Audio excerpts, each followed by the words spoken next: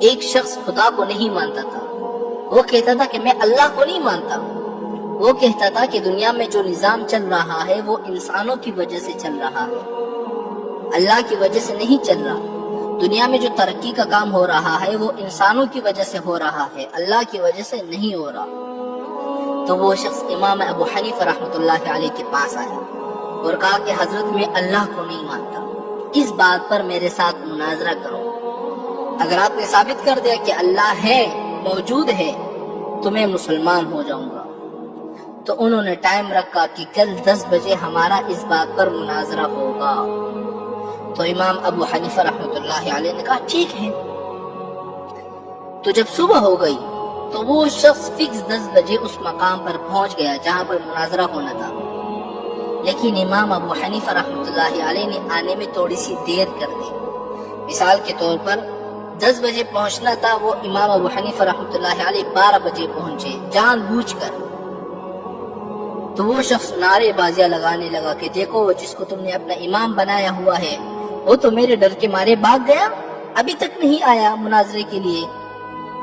تو تھوڑی دیر کے بعد امام ابو حنیفہ رحمۃ اللہ علیہ پہنچ گئے۔ تو اس شخص نے کہا کہ امام صاحب آپ اتنے لیٹ کیوں ہو گئے؟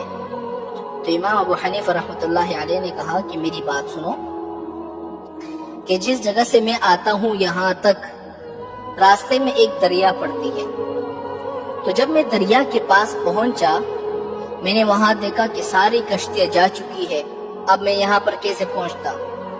تو میں نے اللہ سے دعائیں کی، اللہ کے سامنے گڑ گڑایا، اللہ کے سامنے رویا۔ تو پھر میں نے کیا دیکھا کہ ایک درخت خود بخود کٹ رہا ہے، خود بخود کشتی کی شکل اختیار کر رہا ہے، خود بخود میرے سامنے کشتی تیار ہو رہی ہے، میخیں لگ رہے ہیں اور ایک کشتی کی شکل میں تیار ہو کر میرے سامنے آ گئی۔ تو میں اس میں بیٹھ کر پھر یہاں پہنچ گیا۔ تو وہ شخص کہنے لگا کہ یہ تو پاگل نہیں ہو گیا ہے، ایسا بھی ہو سکتا ہے کہ ایک درخت خود بخود کٹ جائے، خود بخود کشتی کی شکل اختیار کر لے، خود بخود اس میں میخیں لگتے رہیں، خود بخود آپ کے سامنے آ جائے، ایسا ہو سکتا ہے؟ تو امام ابو حنیفہ رحمۃ اللہ علیہ نے فرمایا کہ جب یہ چیز نہیں ہو سکتی تو مجھے یہ بتاؤ کہ دنیا کا نظام کیا خود بخود چل پڑا؟ اس کو بھی بنانے والا کوئی ہے نا۔ تو وہ شخص بالکل لاجواب ہو گیا، چپ ہو گیا۔ تو شخص نے کہا کہ امام صاحب چلو میں آپ کی یہ بات مان لیتا ہوں، مجھے یہ بتاؤ کہ اللہ اس وقت کہاں پر ہے؟ تو امام ابو حنیفہ رحمۃ اللہ علیہ نے فرمایا ٹھیک ہے میں بات کو ثابت کرتا ہوں کہ اللہ اس وقت کہاں پر ہے، میں بتاتا ہوں۔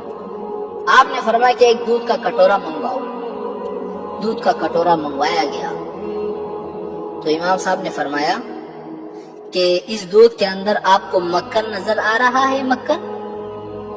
تو اس نے کہا کہ امام صاحب مکھن تو نظر نہیں آ رہا، البتہ اگر ہم اس کو تیار کریں گے، اس کو بروئیں گے، پھر اس سے مکھن نکلے گا۔ امام صاحب نے کہا نہیں مجھے مکھن دکھاؤ، اس دودھ کے اندر مکھن ہے کہاں پر؟ تو شخص نے کہا کہ مکھن تو ہے نہیں، لیکن جب اس کو تیار کیا جائے گا تب مکھن نکلے گا، مکھن اسی دودھ سے نکلتا ہے نا میرے بھائیو۔ تو امام صاحب نے کہا کہ نہیں مجھے مکھن دکھاؤ۔ اس نے کہا مکھن تو فی الحال نظر نہیں آ رہا۔